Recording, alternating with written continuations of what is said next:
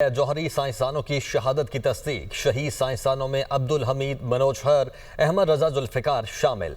शहीद साइंसदानों में सैयद अमीर हुसैन जबकि मतलबी ज़ादा शामिल हैं। ईरानी मीडिया के मुताबिक शहीद साइंसदानों में मोहम्मद मेहदी तेहरानची और फरीदौन अब्बासी भी शामिल हैं। तो ईरानी सरकारी मीडिया ने इसराइली हमलों में 6 जौहरी साइंसदानों की शहादत की तस्दीक कर दी है। शहीद साइंसदानों में अब्दुल हमीद, अहमद रजा जुल्फ़िकार शामिल हैं और शहीद साइंसदानों में सैयद अमीर हुसैन और मतलबी ज़ादा शामिल हैं। शहीद साइंसदानों में मोहम्मद मेहदी तेहरानची और फरीदौन अब्बासी भी शामिल हैं। इसराइल का ईरान पर एक और हमला। ईरानी शहर तब्रेज़ में इसराइली हमले। ईरानी मीडिया के मुताबिक ईरान के शुमाल मगरिब में धमाके सुने गए हैं। नतंज के जौहरी रिएक्टर पर हमला किया गया है। नतंज के जौहरी रिएक्टर से धुएं के गहरे बादल उड़ते देखे गए हैं। 5 मरहलों और 200 लड़ाका तैयारों के जरिए ये हमले किए गए हैं। इस हवाले से lieutenant general retired Mohammad Saeed साहब हमारे साथ मौजूद हैं। सईद साहब, बहुत शुक्रिया, आपने हमें ज्वाइन किया।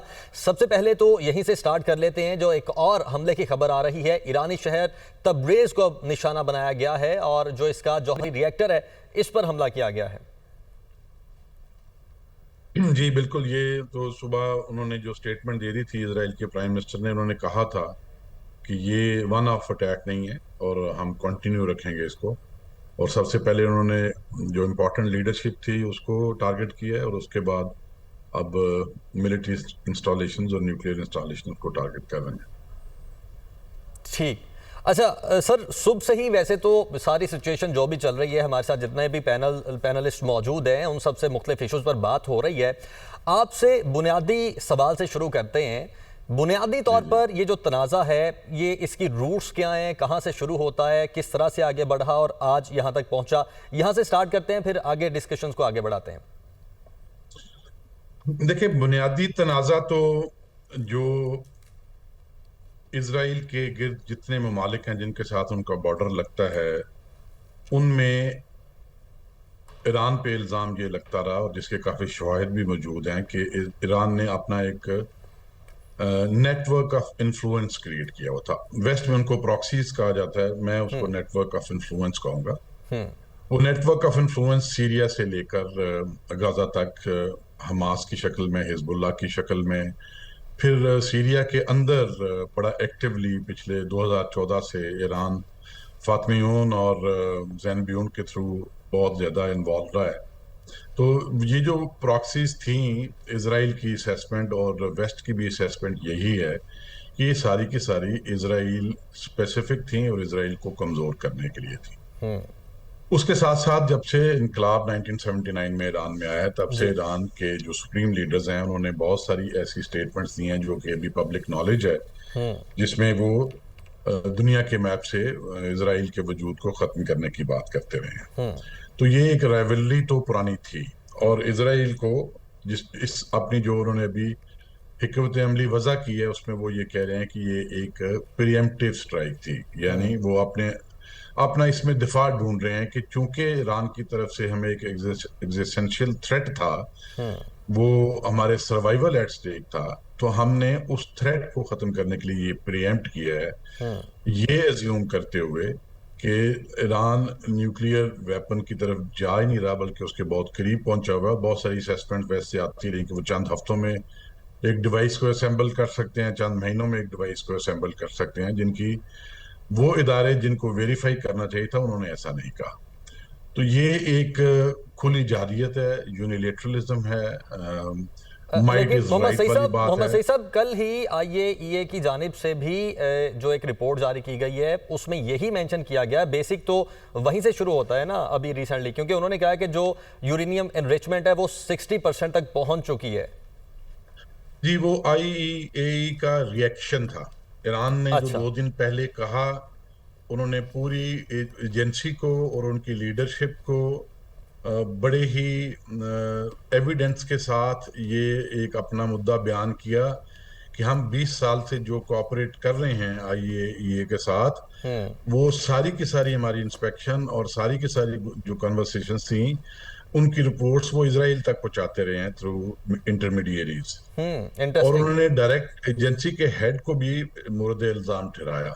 तो उसके राइट। बाद फिर आईएईए की तरफ से ये आया कि नहीं, वो चंद उन्होंने फैसिलिटीज का नाम लिया और कहा कि यहाँ पे जो यूरेनियम एनरिचमेंट थी वो 60% से ज्यादा हो रही थी। तो तो मेरे यानी कि ख्याल आपकी में तो नज़र ये में ये जो इन्फॉर्मेशन मैलिफाइड है। ईरान ने जो किया उसका एक तरह का रिस्पांस था आईएईए की तरफ से। राइट, तो आपकी नज़र में ये जो इन्फॉर्मेशन आईएईए ने दी है ये मैलिफाइड है? पॉसिबल है, बिल्कुल पॉसिबल है, क्योंकि मैं जब ब्रेक से पहले भी आपसे बात कर रहा था, जी। वेस्ट की तरफ से इस तरह की मिलिट्री एग्रेशन जब हुई है माजी में भी, तो उसका एक उसकी एक लेजिटिमेसी के लिए कोई एक कासिस बिलाय जिसको कहते हैं, एक इंटरनेशनल एरेना में जस्ट वॉर की का नैरेटिव या बयानिया बनाने के लिए इस तरह की वजूहात तो पहले भी बयान की गई। क्या इराक के सूरत में, इराक के टाइम पे ये नहीं कहा गया इन्वेजन के टाइम पे कि वहां वेपन्स ऑफ मैस डिस्ट्रक्शन है, केमिकल वेपन्स हैं और हम उनकी तरफ जा रहे हैं, और 10 साल में उसकी कोई एविडेंस नहीं निकाल सके इराक से, वो बात जब 10 साल वहां मौजूद रहे। तो ये रीजंस चूंकि सिर्फ वेस्ट से आ रही हैं, तो इसको इनको मनोवन तो इस तरह बिलीव नहीं किया जा सकता। ये हकीकत है कि एक दो फैसिलिटीज ऐसी थी ईरान की जो बहुत देर में डिस्कवर हुई, और कुछ फैसिलिटीज की एक्सटेंशंस थी जो बहुत देर बाद डिस्कवर हुई, न्यूक्लियर फैसिलिटीज की। लेकिन पिछले 20 साल से कोऑपरेट तो ईरान करता रहा है हर सतह के ऊपर इंटरनेशनल सिस्टम के साथ। ठीक। अच्छा, आपने इराक की बात की है, तो 1981 में इसराइल ने एक ऑपरेशन कंडक्ट किया था ऑपरेशन ओपरा के नाम से, और 2.5 सेकंड्स में उन्होंने जो न्यूक्लियर रिएक्टर था उसको तबाह किया था स्ट्राइक्स करके, और उसके बाद देखा हमने कि आज तक वो दोबारा न्यूक्लियर वेपन्स या जो वॉरहेड हैं वो नहीं बना पाए। तो आपको लगता है कि ये सेम वही सिचुएशन इस वक्त ईरान के साथ है, ईरान उसी सिचुएशन से गुजर रहा है? देखिए, जो इराक का था वो उसमें वो बेसिकली इंफ्रास्ट्रक्चर था राइट। उसका, उसकी उसकी जो कैपेसिटी थी यूरेनियम को एनरिच करने की, उसमें कोई देखिए ना, ये जो न्यूक्लियर प्रोग्राम होता है उसमें एक ही किसी जगह पे कोई प्लांट लग जाना, कोई किसी जगह पे कोई इसकी न्यूक्लियर फ्यूल का प्लांट लग जाना, कहीं हैवी वाटर का प्लांट लग जाना, कहीं सेंट्रीफ्यूज लग जाने, एक ही जगह पे तो सब कुछ नहीं ना होता, एक बहुत लंबा चौड़ा इंफ्रास्ट्रक्चर चाहिए उसके लिए। तो वो तो एक सॉर्ट ऑफ एक रिएक्टर बन रहा था जिसको उन्होंने नॉक ऑफ किया उस वक्त। उसको उसको कंपेयर नहीं किया जा सकता ईरान की फैसिलिटीज के साथ। अब जो अच्छा। नतान्स में जिसको टारगेट किया गया, जिसमें अभी तक ये तो नहीं कोई शिकायत सामने आया कि वहां से कोई रेडिएशंस भी वहां से कोई इमिट हो रही हैं या नहीं, लेकिन इनका तो यूरेनियम एनरिचमेंट का और फ्यूल साइकिल की डॉक्यूमेंटेड हिस्ट्री है।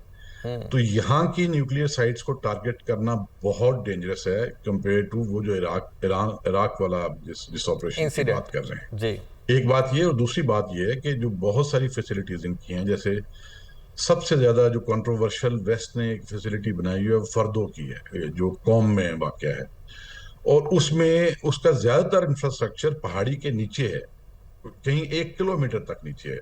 तो वहां तक तो कोई वेपन नहीं पहुंच सकता। तो ये तो नहीं हो सकता कि इजराइल सारी के सारे इंफ्रास्ट्रक्चर को बिल्कुल एलिमिनेट कर दे, उनकी जो ईरान की जो न्यूक्लियर फैसिलिटीज हैं उनके इंफ्रास्ट्रक्चर को, ये पॉसिबल नहीं। ठीक। अच्छा, नॉर्मली जब न्यूक्लियर साइट को इस तरह से निशाना बनाया जाए तो ऑब्वियसली उसके असरात भी होते हैं, चाहे फौरी तौर पर अगर अभी सामने नहीं आ रहे या नज़र नहीं आ रहे, तो डू यू थिंक के कोई ना कोई न्यूक्लियर रेस आने वाले दिनों में या फौरी तौर पर कुछ दिखाई ऐसे दे सकते हैं इसका जो इम्पेक्ट है उसकी सूरत में? ये तो पहला एक्सपीरियंस है ह्यूमैनिटी का। मैं उसको पहले ही कह चुका हूँ कि इराक वाले एक्सपीरियंस को मैं इसके साथ इक्वेट नहीं करना चाहूंगा। तो राइट। ये तो एक पहला एक्सपीरियंस है, और बात यह है कि अब तक जो हो चुका यहाँ बात रुकने वाली नहीं लग रही। जैसे अभी तब्रेज में अभी चंद मिनट पहले अटैक हुआ है, तो ये जी। अभी कब तक कंटिन्यू रहता है, किस किस फैसिलिटी पे क्या क्या वसाइल, कौन कौन सी कैपेबिलिटी, कौन कौन से म्यूनिशंस यूज किए जाते हैं, उससे पता चलेगा कि इसके देर पा असरात कोई न्यूक्लियाई जो रेडिएशंस हैं उनकी शक्ल में कहीं कोई ऐसी फैसिलिटी तो नहीं हिट हो जाएगी जहां पे फिर लोग सफर करें बहुत ज्यादा ईरान के। तो ये अभी कहना मुमकिन नहीं है। ठीक। और लेकिन इसी बात पे ये एक ऐसा एक्सपीरियंस इसराइल करके निकल रहा है जो कि बहुत ही खतरनाक है दुनिया के लिए। राइट। और इसी बात क्योंकि में क्योंकि क्योंकि सुपर पावर्स हैं, उनके पास न्यूक्लियर आर्सनल्स बहुत बड़े हैं, और दुनिया में वॉर को तो बिल्कुल खत्म करना पॉसिबल नहीं है। तो ये फिर आगे जाके ये ट्रेंड कहाँ तक जाएगा इंटरनेशनल, ये तो अभी गेस करना बहुत मुश्किल है।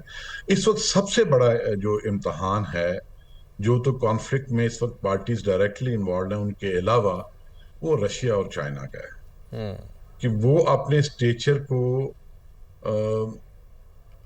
एक तरह से आई वुड से कि इंटैक्ट रखने के लिए, जो ग्लोबल स्टेचर है उनका, उस आप जब ग्लोबली किसी कंट्री का एक सुपर पावर वाला स्टेचर हो, तो फिर राइट, उससे कुछ रोल भी एक्सपेक्टेड होते हैं, उससे राइट, कुछ इंटरवेंशंस एक्सपेक्टेड होती हैं। राइट। तो वो क्या रोल प्ले करते हैं इस कॉन्फ्लिक्ट यकीनी को तौर जल्दी से पर खत्म अब ये देखना कराएं, वो होगा वो बड़ा क्या रोल अहम प्ले अहम करते मसला है। हैं। Lieutenant general retired Mohammad Saeed साहब हमारे साथ मौजूद हैं और अपना कीमती तजिया दे रहे हैं। सर बहुत शुक्रिया, आपने हमें ज्वाइन किया।